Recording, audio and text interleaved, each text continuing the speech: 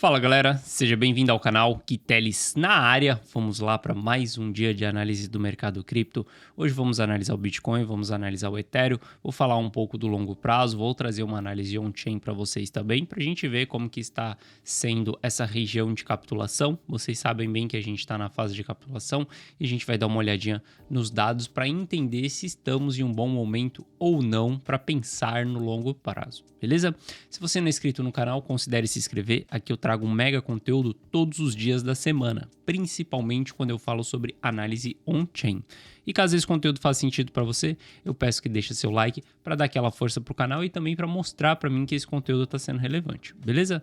Bom, para a gente começar, vamos puxar aqui o nosso NUPL só para a gente entender um pouquinho em que fase do ciclo nós estamos, beleza? Claramente, a gente está na fase de capitulação aqui, nessa região vermelha. E a gente tem alguns momentos do ciclo que a gente vai estar em momento de capitulação e alguns momentos que a gente vai estar em fase de euforia. Eu coloquei uma EMA de 7 dias aqui só para tirar um pouco do ruído. Se a gente olhar para com 0 dias, a gente tem um pouquinho de ruído aqui, mas eu quero olhar com menos ruído possível.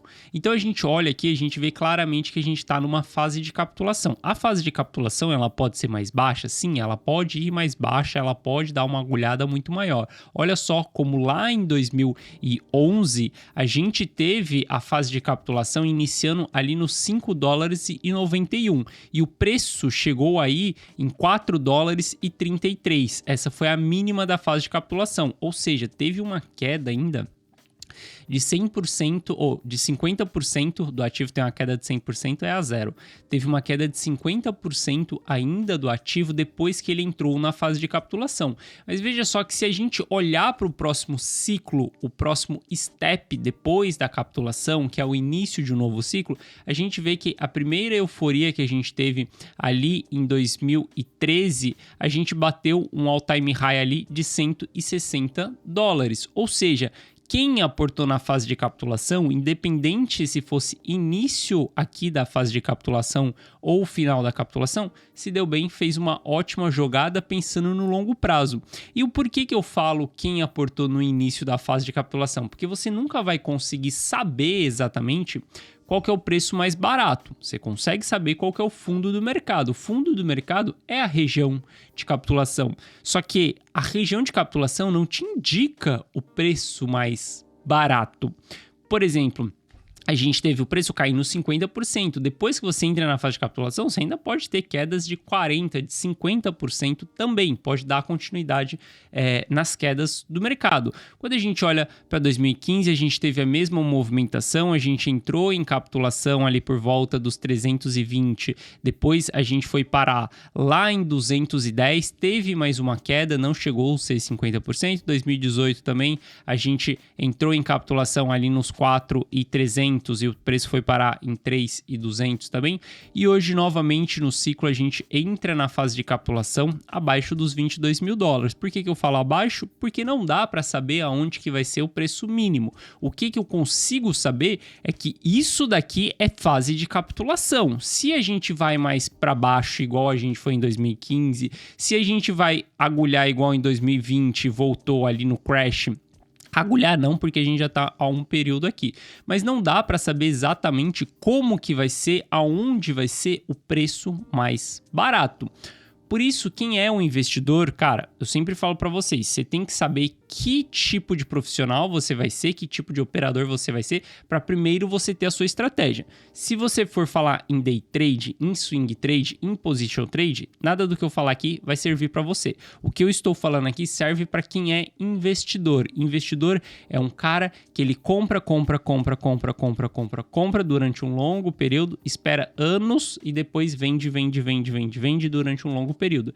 Esse é o investidor. Quando a gente olha para o longo prazo, a gente está falando de profissionais investidores. A gente vai depois fazer uma análise técnica aqui no vídeo de hoje. No final vou mostrar um pouco do price action para vocês, tanto do BTC quanto do Ethereum, onde a gente foca mais no curto prazo, que seria um swing trade, por exemplo. Seria algumas semanas. Como que a gente pode se posicionar para ter um lucro, um retorno em algumas semanas? Não ter que carregar uma posição durante anos. Não consigo trazer conteúdo de day trading para vocês, exatamente fazer análise de day trade, porque simplesmente, cara, tudo que eu fizer aqui, em alguns minutos o mercado já mudou. Day trade, a decisão é super rápida, a gente está falando de tomada de decisão em questão de 1 minuto. Mas no swing trade a gente consegue fazer esse tipo de análise. Então, quando a gente olha, primeiro ponto, a gente tem que saber que tipo de investidor a gente está sentando na cadeira, que tipo de profissional está sentando na cadeira. Se a gente está sentando como investidor, cara, ótima fase, região de capitulação, formação de fundo. Não significa preço mais barato, mas significa região de formação de fundo. E o porquê que eu falo que estamos em fase de capitulação? É porque esse gráfico NUPL me indicou fase de capitulação? Não, isso daqui é simplesmente uma representação de uma fase, mas eu não vou achar que no mercado existe uma bala de prata, eu não vou entregar o meu capital para tomar uma decisão em cima de um único gráfico, não. Então eu vejo o NUPL em fase de capitulação e aí eu vou tentar entender o que acontece na fase de capitulação para confirmar se estamos em fase de capitulação ou não. O primeiro fator, se você pegar literatura aí, qualquer coisa, cara, que te ensine sobre técnica de mercado, como investir no mercado, como analisar o mercado, você vai ver que a fase de capitulação é um momento de dor máxima, desespero, desistência, a fase onde todo mundo vende realizando enormes prejuízos. Essa é a fase de capitulação, a real fase de capitulação acontece isso. Os investidores, eles saem correndo, mesmo que você tenha prejuízo. E quando a gente puxa o RVT, a gente consegue ver exatamente o que está acontecendo. Olha só para explicar um pouco para vocês. Ih, o gráfico travou aqui. Calma aí. O gráfico travou. E agora? O que eu faço? Tô sem gráfico. O gráfico travou. Cadê o gráfico? Meu mouse sumiu. Só tem a câmera. Ô, lasqueira. Não foi o gráfico que travou, não. Não foi o gráfico que travou.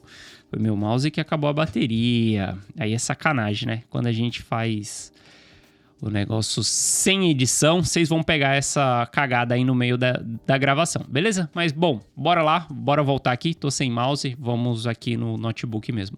Quando a gente olha pro RVT, a gente consegue entender se a gente está tendo altas realizações. Essa linha laranja aqui, ó, ela mostra altas realizações. E aqui embaixo vocês podem ver que tem um verde e um vermelho. O verde é quando a gente tem altas realizações de lucro e o vermelho é quando a gente tem altas realizações de prejuízo. Então a gente olha e a gente vê que em fundos do mercado, a gente sempre tem altas realizações de prejuízo. Olha só, lá em 2011, 12, ali no ciclo de 11 e 12, a gente teve altas realizações de prejuízo na formação do fundo do mercado, a gente teve altas realizações de prejuízo na fase de capitulação de 2015 também, 2018, altas realizações de prejuízo. Olha só, o gráfico laranja aqui, ó, ele tá fazendo topos, tá bem alto aqui, tá acima dessa linha azul aqui. Essa linha azul é só um target, só pra gente entender. Lá em 2020 a gente teve altas realizações de prejuízo também. Aqui depois a gente teve altas realizações de lucro, obviamente, mas veja só como que depois a gente teve bastante realizações de prejuízo quando a gente teve o crash da 3AC, mas olha como que a quebra da FTX trouxe uma altíssima realização de prejuízo. Novamente, voltamos para os patamares históricos de formação de fundo. Isso daqui indica que a gente chegou no preço mais barato, que a gente chegou no bottom do mercado e que o preço não vai cair mais? Não indica nada disso. Esse gráfico simplesmente representa para mim que houve a realização de prejuízo massiva. Então, quando a gente olha para a fase de capitulação e a gente entende que na fase de capitulação precisa acontecer essa realização massiva, a gente teve a realização de prejuízo massiva, a gente teve essa realização massiva de prejuízo. Não significa que o preço vai parar de cair. Até então, porque depois da capitulação, a gente tem a fase de descrença e a fase de depressão ainda do mercado. São duas fases que o mercado ainda pode ir mais para baixo. Só que o que acontece? A gente já não tem tantas realizações de prejuízo nesse período. Porque quem queria vender, já vendeu, já saiu do mercado. Beleza? Então, isso daqui confirma que nós estamos na fase de capitulação. E aí, quando a gente olha para a Supply in Profit, por exemplo, também a gente vai ver que estamos em patamares baixos também. Isso é um outro indicador de que a gente está na fase de capitulação. Supply in Profit quer dizer que hoje a gente já está ali na fase de 50%, menos de 50% do supply está em profit, falando exatamente na data de hoje aqui, ó, a gente está com, quer ver? Deixa eu dar um zoom aqui, ó. Hoje a gente está um pouquinho acima, a gente está com 53% do supply in profit, mas isso daqui mostra para nós que poucas pessoas, poucas entidades ficam no lucro quando a gente está na formação de fundo. Isso é muito bom, porque quanto mais entidades com lucro no bolso, mais tende a ter realização, mais tende a ter venda. Quanto mais prejuízo a gente tem no bolso, as entidades tendem a segurar, a não realizar o prejuízo. Só realizam esse prejuízo, obviamente, se for um panic sell, se for uma sardinha, se for uma pessoa que não sabe o que está fazendo. Então, ver baixas entidades com lucro também é muito bom para a gente confirmar essa fase de capitulação. E aí, na fase de capitulação, tem algo que é super interessante que acontece, isso daqui é ciclo de mercado, é que os investidores mais parrudos, os investidores mais malacos, eles vão procurar por compra durante uma queda do mercado, durante uma possível formação de fundo, durante uma fase de capitulação. Os investidores pesados, eles vão comprar e depois eles vão vender. Lembra, esse é o trabalho do investidor. Ele compra, sei lá, durante um ano inteiro, por exemplo, durante 6 meses. Depois ele fica alguns anos. Falando do BTC, a gente está falando que ele fica uns 2, 3 anos sem fazer nada, só olhando para o mercado, e depois ele começa a vender durante alguns meses também. E aí, quando a gente olha para o long term holder, o investidor de longo prazo, a gente vê, a gente está batendo all time high da quantidade de supply na mão do long term holder. Hoje a gente está aqui, ó, no mesmo patamar que estivemos, um pouquinho mais alto ali do que estivemos em 2015. Isso daqui mostra que hoje a gente tem o número histórico de long term holder. Long term holder é o investidor de longo prazo. É o cara que está pensando exatamente nesse ciclo de comprar na baixa e de vender na alta. E quando eu olho para isso daqui, cara, eu fico super animado, porque o que movimenta qualquer mercado se chama oferta e demanda. Se a gente não tem oferta, galera, em circulação, a gente precisa, obviamente, da demanda. Se também não tiver oferta e não tiver demanda, dá nada. Então, a gente não tem oferta em circulação entrando demanda, a gente tem porradas grandes, isso que faz uma bull run. Hoje, olhar e ver que estamos novamente batendo all time high com long term holder, me mostra que estamos com o menor número de moedas em circulação. Não vai ter moeda para todo mundo na hora que a demanda aparecer, na hora que os mercados voltarem, na hora que passar toda essa fase, toda essa tempestade. Qual que é a tempestade? Cara, a gente está falando de tempestade dentro do mercado cripto, que é desalavancagem de empresas quebrando, que é protocolos quebrando também. Então, a gente tem os problemas do mundo cripto, a gente tem aumento da taxa de juros nos Estados Unidos, que é drenando liquidez, a gente está vindo de um problema de suprimentos, que foi o que a gente teve em 2020, a gente está tendo conflito entre países. Então, o que eu falo? Hoje, o cenário, ele está um caos. Hoje está um caos, cara.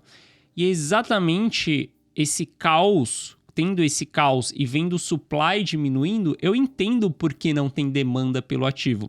Só que eu vejo que na hora que esse caos parar, na hora que esses fatos começarem a assumir, China reabrindo, Estados Unidos parando de aumentar a taxa de juros, diminuindo a taxa de juros, conflitos se encerrando, essa fumaça de novas empresas que vão quebrar acabando, cara, tudo isso sumindo, a gente tem a volta da demanda. E na hora que tiver essa volta dessa demanda, vai demorar ainda. Isso não tô querendo falar que vai acontecer nos próximos dias, não, nada disso. Mas o que eu quero dizer é que quando essa demanda voltar, não vai ter ativos suficiente para essas pessoas. O supply, ele está sendo estocado. O long term holder, ele é um cara que ele só começa a distribuir acima do all time high. Esse é o histórico do long term holder. Então ver isso é muito legal, porque eu me sinto confiante que na próxima bull run, a bull run, ela vai ser explosiva. A gente vai ter porrada, sim, bem forte na bull run. Por que a gente vai ter essa porrada? Porque simplesmente eu acredito no protocolo, acredito que a gente vai ter demanda pelo BTC, pelas criptos. Eu acredito que essa demanda, ela vai chegar uma hora ou outra. E na hora que essa demanda chegar, cara, tem menos em circulação, cada vez menos ativo em circulação para essas pessoas poderem comprar. Então, se você não tem um ativo em circulação, cada vez mais as pessoas vão pagando mais caro pelo ativo. Isso daí é o nosso famoso order book. Por isso que o ativo sobe, beleza? Então, a gente olha o supply, tá saindo de circulação, tá indo pro long term holder. Bom, MVRV eu não vou falar muito não, MVRV simplesmente mostra se a gente tá com preço descontado ou se tá caro, e a gente tá nos melhores patamares que estivemos dos últimos anos. Ou seja, comprar o BTC hoje, pelo preço que ele tá, é a mesma coisa que comprar em 2018 por 3.600, é a mesma coisa que comprar em 2015 por 230 e é a mesma coisa que comprar em 2011 por $2. Isso falando pro próximo ciclo, isso falando pro que vem lá na frente, beleza? Então a gente falou de longo prazo, a gente já viu como que o longo prazo tá se comportando, ótimos momentos para fazer aporte. Eu fiz muito aporte no mercado, eu saí do mercado nos $52 mil quando a gente bateu o topo ali, depois eu tive as minhas confirmações, saí nos $52 mil e fiquei fora.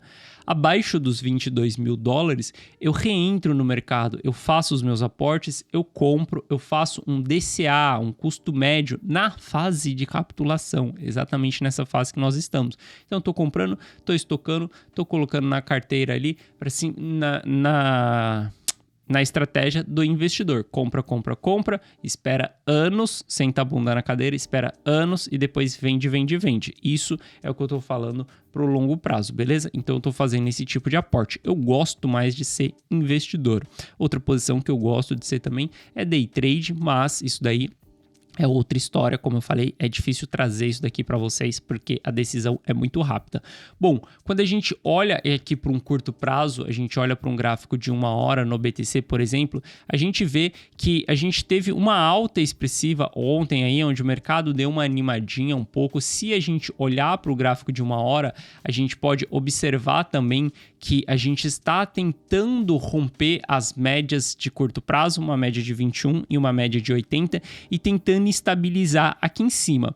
A gente está lateralizando, o preço subiu e ele está tentando se estabilizar nessa região. Estabilizando nessa região aqui, a gente vai ter duas opções daqui para frente. Ou a gente faz o rompimento dos 16.900 ali, os $17 mil, veja que teve uma grande rejeição aqui, ou a gente vai fazer o rompimento dos 16.700. Se fizer dos 16.700, a gente vai vir para baixo. Se a gente fizer dos 17 mil dólares ali, a gente vai para cima. Eu não gosto de ficar dentro desses padrões complexos, tá? Porque aqui dentro o mercado anda e não sai do lugar, então eu prefiro quando o mercado está mais direcional. Esses padrões complexos é difícil você analisar e você tomar decisão também, porque sempre tem essa possibilidade, ou vai para baixo ou vai para cima. Como a gente teve o preço subindo ontem, é normal a gente dar uma estabilizada, volatilidade, contração da volatilidade, contração da volatilidade, ou para baixo ou para cima. É assim que o mercado anda. Então a gente pode ter sim o mercado se segurando mais uns dias aqui dentro, mas eu vou esperar por movimentações acima dessas duas regiões, beleza? Rompeu os 17 mil dólares ali, vou ver como que vai ser o rompimento e simplesmente vou analisar o pullback desse rompimento. Eu gosto de entrar no pullback, eu não gosto de entrar em rompimento, beleza? Rompimento de resistência e suporte eu não entro, só se for em rompimento de figura gráfica, rompimento de consolidação assim lateral, eu não entro. Então eu prefiro esperar que um rompimento aconteça, na hora que tiver o pullback eu analiso para ver como que o preço vai se comportar. Então a gente olha para o ativo, para os próximos dias a gente pode esperar mais essa lateralização aí. Se fizer o rompimento para cima vai ser legal, porque no gráfico de 1 hora a gente vai estar rompendo as médias para cima e isso vai jogar a tendência no gráfico de 1 hora para uma tendência de alta. Então, você opera a favor da tendência. Se a tendência é de alta, você vai procurar por compras ao longo dos pullbacks. Se a tendência é de baixa, você vai procurar por venda, por short ao longo dos pullbacks também, do topo mais baixo que o topo anterior, beleza? Então, olhando para o BTC aí, eu ficaria mais de canto, mais olhando toda essa movimentação, deixa acontecer, deixa andar. Caso ele volte ali para os 18... para os 16.700 ali, que foi o fundo que ele deixou, é um bom ponto de entrada, porque o stop vai estar bem curto. Se a gente falar que ele volta para essa região aqui, ó, a gente está buscando operar a favor de uma tendência, cruzou as médias para cima. Se a gente volta para uma região aqui, a gente tem um stop que pode ser abaixo desses 2 candles aqui, ó. Opa! Que tá travando, não é só a bateria não, meu PC tá travando também. Abaixo desses 2 candles aqui, a gente tem um stop bem claro, que é um stop que vai ter um prejuízo ali de 0,5% mais ou menos, se ele voltar para essa região, e aí de alta a gente vai buscar o próximo topo que foi deixado para trás, que é exatamente uma alta de 4%. E cara, às vezes parece que isso é super pouco, ter 0,5% de prejuízo para um ganho de 4%. Às vezes as pessoas não querem 4%, mas se é uma operação de swing trade, vai levar alguns dias. Mas se, por exemplo, você usa uma estratégia de alavancar, cara, 10 vezes a gente está falando de 40%. Então, se eu usar uma alavancagem de 5 vezes, cara, a gente está falando de 20%, beleza? Então, depende só o seu olhar, tanto para queda, tanto para alta quanto para queda também. Se for em 10%, a gente tem um prejuízo de 3% do capital, beleza? Se for 5%, a gente vai ter um prejuízo menor. Então eu olharia para essa região mais pensando em ponto de compra aqui embaixo, porque eu vou esperar que as tendências estão sendo revertidas, vou esperar por uma compra abaixo dessa região, ou vou esperar o mercado romper, simplesmente fazer o pullback, e aí eu analiso o pullback. Quando a gente olha para o Ether, a gente vai ver que, cara, o gráfico é exatamente o mesmo. Mesma coisa que está acontecendo no BTC, está acontecendo no Ether. A única diferença é que a gente tem uma volatilidade maior dentro do Ether. Então, se a gente for olhar para o Ethereum, a gente vai ver que, cara, a gente tem maior assimetria, né? Tanto para alta... Pô, travou de novo. A gente vai ter maior assimetria tanto para alta quanto para baixa no Ethereum. Então, se a gente falar, ele voltou para essas regiões aqui, a gente pode considerar um stop abaixo aqui dos fundos que foi marcado, essa linha branca que eu deixei aí para vocês. Veja só que o stop está mais ou menos a mesma coisa, mas o gain do próximo topo já está lá na casa dos 6%. Isso, se a gente alavancar em 5 vezes, cara, depende, cada estratégia é uma estratégia. Não leve isso daqui como uma recomendação de investimento, é simplesmente a minha visão. Como que eu opero, como que eu olho para o mercado, como que eu tomo as minhas decisões. Hoje, a maior parte do meu capital, ela está na parte de investidor. Hoje o meu capital pesado mesmo, ele tá na parte de investidor. Eu prefiro ser investidor. Cara, você pode escolher que profissional você quer ser dentro desse mercado. Você quer ser day trader? Você quer ser swing trader? Você quer ser position trader? Você quer ser investidor? O que você quer ser? Primeira coisa que você se pergunta é o que você quer ser. Cada tipo de operador vai olhar para um gráfico diferente, vai olhar para uma coisa diferente. Se você for day trader, cara, esquece análise on-chain, esquece olhar para gráfico diário, esquece olhar para gráfico semanal se você for um day trader. Esquece, você vai olhar para gráfico de 5, de 1 minuto e de 15 minutos no máximo. No máximo um gráfico de 15 minutos. E você só vai olhar para um de 15 minutos para você encontrar suportes e resistências, porque você vai operar em 5 e 1 minuto. Então depende do tipo de profissional. Primeiro, depende do tipo de profissional para você saber para onde você vai olhar. Se você for um swing trader, cara, você vai olhar para umas posições ali um pouco mais longas, umas posições que levam mais tempo, algumas semanas, alguns dias, mas isso daí também vai depender e isso vai fazer com que você saiba setar também as suas expectativas, porque se você tiver num day trader, se você for um day trader, cara, você fazer 1% por dia, tá ótimo, fera, você tá fazendo 30% no mês. Se operar só 20 dias, tá fazendo 20% no mês. A renda fixa tá te pagando 15% ao ano, fera. Então, depende como que você quer operar, beleza? E aí você vai setar o seu setup exatamente para isso. Bom, não vou compartilhar mais gráfico aqui, porque eu acredito que eu estou com algum problema técnico, tá travando tudo aqui, não sei o que aconteceu, vou investigar isso daí. Mas espero que eu tenha trago um bom conteúdo para você. Desculpa aí pelos travamentos, às vezes acontece, né? Eu não edito os meus vídeos são diretões, não tem corte, não tem nada, beleza? Então é isso, tamo junto, obrigado pela sua audiência. Caso tenha gostado do conteúdo, deixa seu like para dar aquela força pro canal, beleza? Tamo junto e eu vejo vocês amanhã, sem o PC tá travando, beleza? Forte abraço, valeu!